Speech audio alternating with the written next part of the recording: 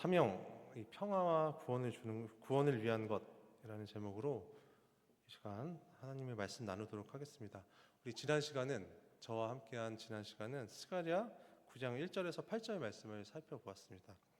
먼저 된 그 내용이 이랬죠. 먼저 된 이스라엘 백성들로 말미암아 이방 나라들의 하나님의 구원이 임하게 될 것이다. 이스라엘 백성들로 말미암아 그들의 돌아옴으로 말미암아 많은 이방 나라들의 하나님의 구원이 임하게 될 것이다 라는 것을 함께 나누었습니다. 이 성전 재건이라는 사명 가운데 이스라엘 백성들을 하나님은 준비시키십니다. 그리고 준비된 그들을 이스라엘의 회복과 이방 나라의 구원을 위해 하나님은 사용하시고자 하셨던 것입니다. 마찬가지입니다, 여러분. 하나님의 사람인 먼저 된 저희들입니다. 믿음으로 고백하시죠, 여러분? 먼저 된 구원의 은혜 가운데 살아가는 저희 모두입니다. 그런 우리 모두에게 하나님은 세상을 섬길 거룩한 사명을 주십니다. 우리를 일으켜 주십니다. 낙담 가운데 나아가 있는 우리를, 쓰러져 있는 우리를 하나님은 힘 주시고 능력 주셔서 반드시 일으켜 세우십니다. 여전히 새로운 힘을 하나님은 허락해 주십니다. 스가랴서 당시에 이스라엘 백성들과 같이 오늘 우리에게 하나님은 그렇게 힘 주셔서 세상을 섬기고 세상을 구원할 그 사명을 저희 모두에게, 저와 여러분 모두에게 허락해 주신 것입니다. 이를 위해 하나님은 이 시간에도 여전히 말씀해 주십니다. 저희 모두를 사랑한다? 여전히 그렇게 말씀해 주십니다. 여전히 우리 모두를 위로해 주시고 날마다 새로운 힘을 부어 주십니다. 그렇게 사명 가운데 저희 모두를 새롭게 하십니다. 저희 모두가 큰 죄악 가운데 있을지라도, 날마다 죄 때문에 저희들이 고민할지라도 내가 너희의 하나님이다, 나의 거룩한 뜻, 나의 사명 가운데 나아가라, 그 하나님의 마음이 당시 이스라엘 백성들과 같이 성전 재건의 사명 가운데 여전히 머뭇거리고 있었던 이스라엘 백성에게와 같이 오늘 우리에게 하나님의 그 위로하심, 하나님의 함께하심, 그 사명이 이 시간 저희 모두에게 부어지고 있는 것입니다. 이러한 오늘 본문은 이 땅에 평화를 주기 위해서 오신 예수 그리스도에 관한 예언을 먼저 이야기합니다. 오늘 본문 9절 말씀입니다. 시온에 따라 크게 기뻐할지어다, 예루살렘에 따라 즐거이 부를지어다. 보라, 내 왕이 내게 임하시나니 그는 공의로우시며 구원을 베푸시며 겸손하여서 나귀를 타시나니 나귀의 작은 것 곧 나귀 새끼니라. 여러분 잘 아시는 말씀입니다. 그런데 이 말씀을 스가랴서를 통해서 아시는 것이 아니라 우리 복음서를 통해서 여러분 아실 것입니다. 복음서에서 인용되어 있는 그런 말씀입니다. 지금 예루살렘에 입성하시는 예수님의 모습을 지금 예언하고 있는 장면입니다. 예루살렘에 입성하시는 그 예수님의 모습, 그 왕 되신 예수님의 모습을 지금 이야기하고 있는데, 이 예언을 이루며 오신 이러한 예수님이신데 지금 예수님의 모습은 여러분 이제껏 이스라엘 백성들이 경험해 보지 못한 새로운 왕의 모습입니다. 이 왕을 잃었던 이스라엘 백성들의 그 삶, 그 모습을 여러분 생각해 보시기 바랍니다. 이방 민족에게 휘둘리는 그들의 삶이었습니다. 자신의 나라를 지키지 못했던, 그래서 여러 나라에 흩어져 살 수밖에 없었던 이스라엘 백성들의 그 열악했던 처참했던 삶의 모습이었습니다. 그들을 지켜줄, 그들을 다스릴 왕이 없었기 때문입니다. 이러한 이스라엘 백성들에게 지금 가장 큰 소망이 있다면 그 옛날 정말 다윗 왕과 같은 강력한 왕의 출현이었을 것입니다. 왕이 없이 방황했던 이 이스라엘 백성들에게 자신들을 다스릴 왕, 자신들을 지켜줄 왕, 자신들을 잘 먹고 잘 사는 그 길에 있게 할 그 왕, 그것이 이스라엘 백성들에게 가장 큰 바람이었고, 그렇기 때문에 그들에게 이 이스라엘 백성들 향해 왕이 생긴다는 이 소식, 너희들에게 곧 왕이 임하게 될 것이다 라는 소식은 온 이스라엘 백성들에게 가장 큰 기쁨을, 가장 큰 소망을 주는 소식이었습니다. 그런데 여러분, 오늘 성경이 묘사하는 왕의 모습이 어떻습니까? 왕의 모습이 여러분 이렇습니다. 공의로우신 왕, 구원을 베푸실 왕, 어린 나귀를 타시는 겸손하신 왕. 오늘 이스라엘 가운데 임할 그 왕의 모습을 이렇게 이야기하고 있습니다. 이 왕 없이 오랜 시간 이 방황하던 이스라엘 백성들이었습니다. 심지어 이전 이스라엘 그 백성들의 왕의 모습을 한번 여러분 기억해 보시기 바랍니다. 많은 왕들이 여러분 어떠했습니까? 나라의 관심에는 전혀 관심도 없이 우상 숭배만을 일삼던 여러 왕들, 이스라엘 백성들이 경험하지 않았습니까? 자신들의 부귀 영화만을 추구했었던 그런 모습들, 우리 성경 곳곳을 통해 어렵지 않게 발견할 수 있지 않습니까? 그렇기 때문에 다시 한번 나라를 일으킬 강력한 왕에 대한 기대는 이스라엘 백성들에게 너무나도 당연했던 것입니다. 그런 그들에게 지금 장차 이런 왕이 오실 거야. 너희들에게 장차 이런 왕이 생기게 될 거야. 그런데 그 왕은 너희들이 이전에 알던 우상 숭배만을 일삼고 부귀 영화만을 추구했던 그런 왕이 아니야. 전혀 다른 왕이야. 지금 그런 왕이 선포되어지고 있는데 바로 그 왕이 누구십니까? 예수 그리스도이십니다. 우리 10절 말씀 보도록 하겠습니다. 내가 에브라임의 병거와 예루살렘의 말을 끊겠고 전쟁하는 활도 끊으리니 그가 이방 사람에게 화평을 전할 것이요 그의 통치는 바다에서 바다까지 이르고 유브라데 강에서 땅 끝까지 이르리라. 이 10절이 이야기하는 그 예수 그리스도, 그는 평화의 왕이십니다. 이 예수 그리스도의 오심은, 그 메시아의 오심은 이 땅 가운데 끔찍한 전쟁을 불러 일으키시는 것이 아니라 병거와 병거를 끄는 말, 활을 없애는 것, 그렇게 이야기되고 있습니다. 이스라엘 백성들이 지금까지 겪어보지 못했던 큰 평화를 지금 누리게 되는 것이고, 심지어 그 평화가 어떻습니까? 말씀해 보니까 땅 끝까지 전해지는, 땅 끝까지 소문이 나는 그런 평화입니다. 이처럼 예수 그리스도의 이 땅 가운데 오심은 화평, 곧 평화를 위한 것입니다. 전쟁이 아닙니다. 다툼이 아닙니다. 평화를 위한 것입니다. 십자가에서의 희생이 여러분 그러하지 않았습니까? 전쟁과 분쟁이 아니라 다툼과 시기와 질투가 아니라 여러분 평화입니다. 예수 그리스도 이 땅 가운데 오심은 평화입니다, 여러분. 그런데 여러분 한번 생각해 보시기 바랍니다. 그런 예수 그리스도를 따르는 우리가, 그런 예수 그리스도를 사랑한다는 우리가 섬김의 모습, 평화의 모습이 아니라 만약에 전쟁의 흉흉한 소문 가운데 나아간다면, 여러 목소리에 갈라진 가운데 예수님을 사랑한다는 우리가 있다면, 우리가 시시때때로 다툼을 일으킨다면, 어떤 누군가를 보고 시기와 질투심, 그것 가운데 정말 몸서리를 친다면, 그것은 여러분 생각해 보시기 바랍니다. 우리가 이 땅 가운데 평화를 주시기 위해 오신 예수 그리스도와는 전혀 상관없는 사람임을 나타내는 너무나 강력한 증거가 될 것입니다. 오늘 우리가 하나님의 사람이라면, 하나님의 은혜와 정말로 상관 있는 사람이라면 여러분 어떠한 삶을 우리가 살아야 하겠습니까? 어떠한 삶 가운데 우리가 나아가야 하겠습니까? 여러분 다툼 속에 있는 것이 결코 아닙니다. 다툼이 아닙니다. 남을 흉보는 일에 우리가 그렇게 시간을 낭비하는 그 모습이 아닙니다. 나와 생각이 다르고 모양이 다르다고 배척하는 것이 아닙니다, 여러분. 내 목소리만 주장하는 그런 모습 결코 우리와는 어울리지 않습니다. 예수 그리스도께서 우리에게 먼저 평화를 보여주셨듯이, 먼저 우리에게 사랑을 베풀어 주셨듯이, 은혜 입은 우리들로 말미암아 세상 가운데, 우리 교회 가운데, 우리 가정 가운데 진정한 평화가 이루어져야 하지 않겠습니까? 우리로 말미암아 그렇게 평화가 임해야 하지 않겠습니까, 여러분? 그래야 우리가 평화를 주러 오신 예수 그리스도와 관계 있는 사람이다, 그렇게 힘주어 이야기할 수 있지 않겠습니까? 사랑하는 이 시간 귀한 성도 여러분, 결코 다툼이 아닙니다. 전쟁이 아닙니다. 거짓과 질투가 아닙니다. 그러한 것들은 예수님과 전혀 상관이 없는 것들입니다. 예수 그리스도와 오직 관계가 있는 것, 여러분 사랑이고 곧 평화입니다. 우리 주변을 한번 돌아보시기 바랍니다. 하나님은 그 말씀을 통해서 이스라엘이 죄인 취급하던 이방인마저도 섬기고 사랑하라 말씀하십니다.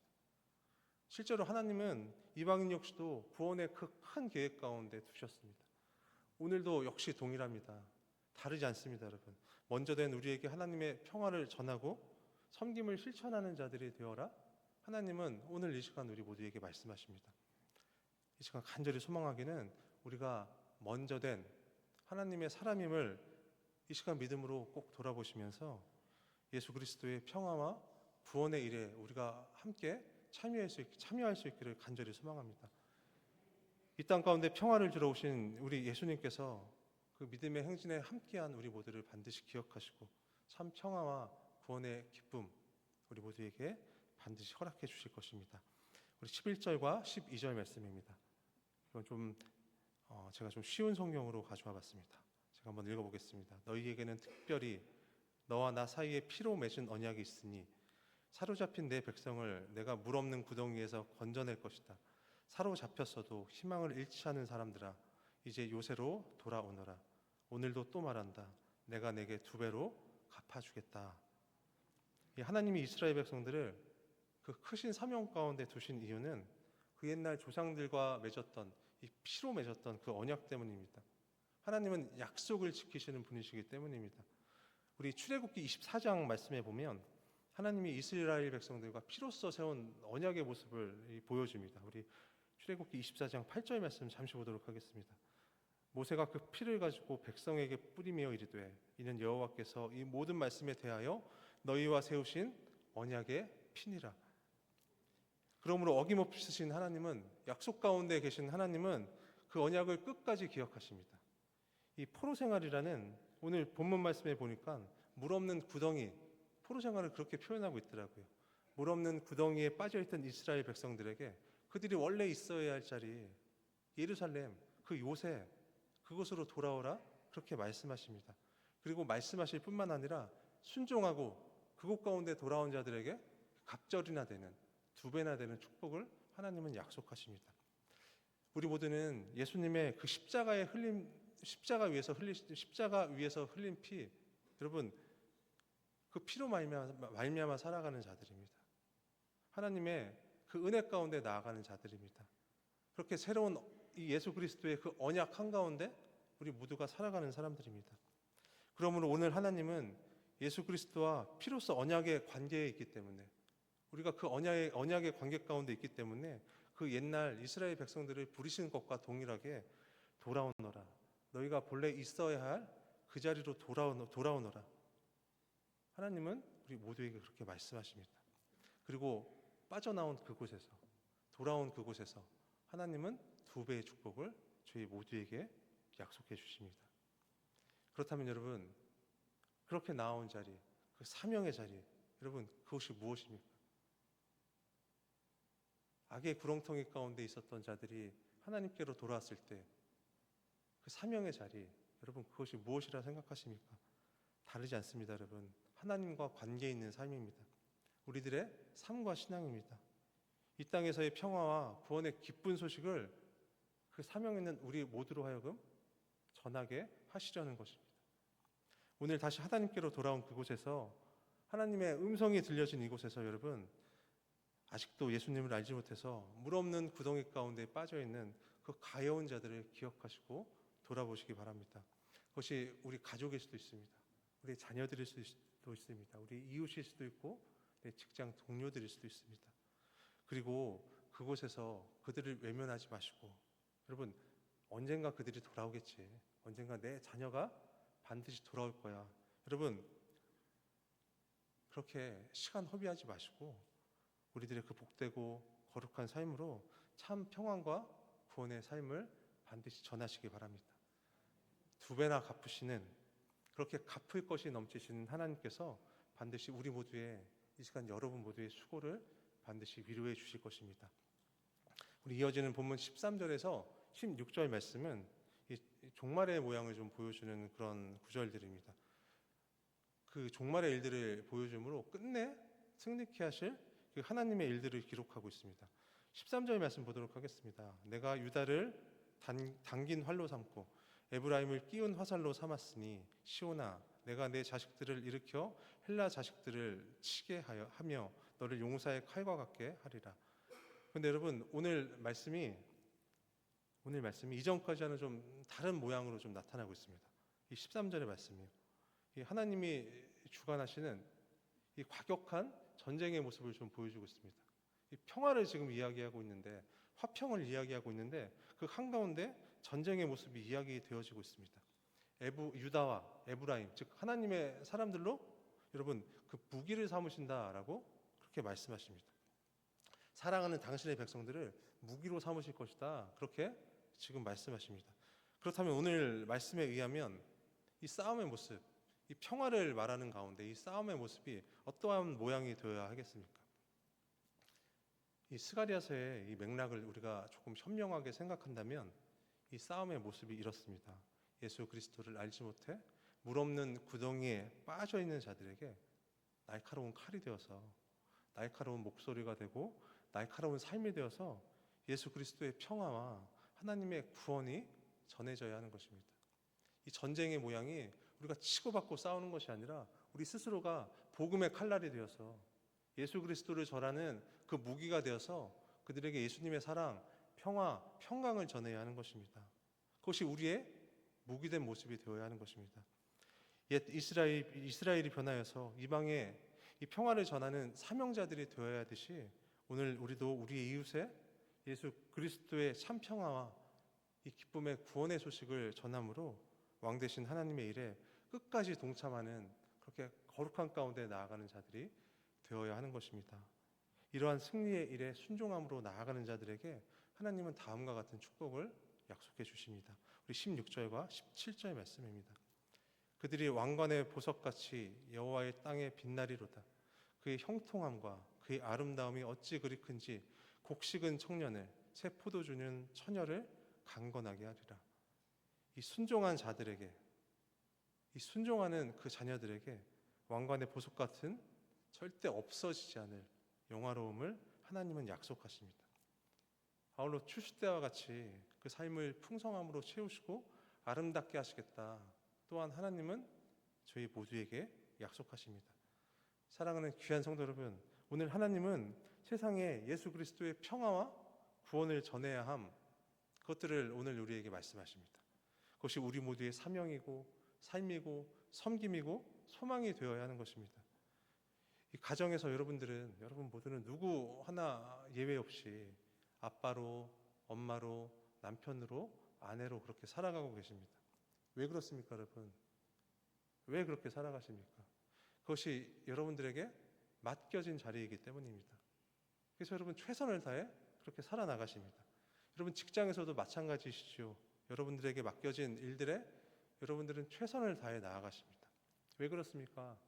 여러분들에게 맡겨진 사명이기 때문입니다. 그 사명 가운데 나아가야 우리가 먹고 사는 일에 걱정이 없을 것이기 때문입니다. 그리스도인인 우리에게 주어진, 특별히 하나님께서 주신 그 사명이 계십니다. 가정에서건 직장에서건 세상 가운데 나아가서건 반드시 하나님께서 맡겨주신, 우리가 해내야 할 그 사명이 있습니다. 하나님이 맡겨주신 것입니다. 하나님 백성으로 그 사명 가운데 살아가는 것, 그것이 우리가 먼저 택함받은 이유이고, 심지어 사도 바울은 그것을 우리가 지어진 이유이다라고까지 그렇게 이야기합니다. 이 에베소서 2장 10절 말씀 잠시 보도록 하겠습니다.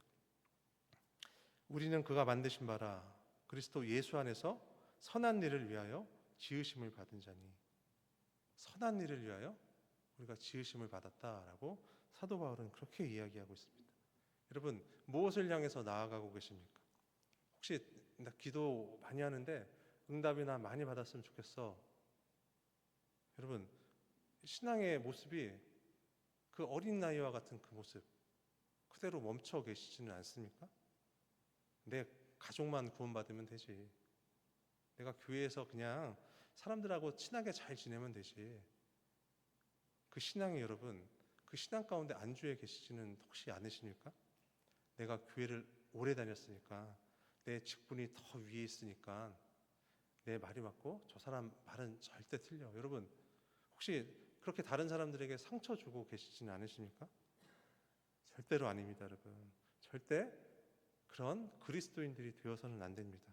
오늘 하나님은 먼저 된 우리를 통해서, 먼저 구원받은 우리 모두를 통해서 하나님의 평화와 구원의 은혜를, 그 소망을 이웃 가운데, 세상 가운데 전하라, 그렇게 저희들에게 말씀하십니다. 그것이 우리 모두의 사명인 것입니다. 그것이 예수 그리스도께서 이 땅 가운데 친히 오셔서 우리에게 먼저 된 자의 그 크신 은혜를 허락하신 이유인 것입니다. 오늘 들려지는 말씀이 여러분들에게 조금 어렵게 느껴지실 수도 있을 것 같습니다. 사실 저도 말씀 준비하면서 참 쉽지 않은 말씀이다라는 것 계속해서 느끼고 있거든요. 좀 어렵게 느껴지실 수도 있을 것 같습니다. 그런데 여러분 오늘 이 한 가지만 꼭 기억해 주시기 바랍니다. 하나님께서 우리 모두에게 먼저 된 자의 그 크신 은혜를 베푸신 이유, 그 은혜를 주신 이유, 하나님을 알지 못해 방황하는 자들에게 이 어두운 세상 가운데 예수 그리스도의 구원의 섬김과 평강을 전하게 하기 위함이다. 예수 그리스도의 그 은혜를 알게 하기 위함이다. 여러분, 이 한 가지만 꼭 기억해 주시기 바랍니다. 우리 마태복음 28장 20절 말씀 마지막으로 보도록 하겠습니다. 볼지어다 내가 세상 끝날까지 너희와 항상 함께 있으리라. 그 사명 가운데 나아가는 자들을 향해 하시는 그 예수 그리스도의 말씀입니다. 내가 너희와 항상 함께 있으리라 하시는 그 말씀, 이를 기억하시고 반드시 행하셔서 하나님께서 끝내주시는 그 넉넉한 은혜 가운데 나아가시는 성도님들 되시길 이 시간 간절히 부탁드립니다. 간절히 축복합니다. 우리 함께 찬양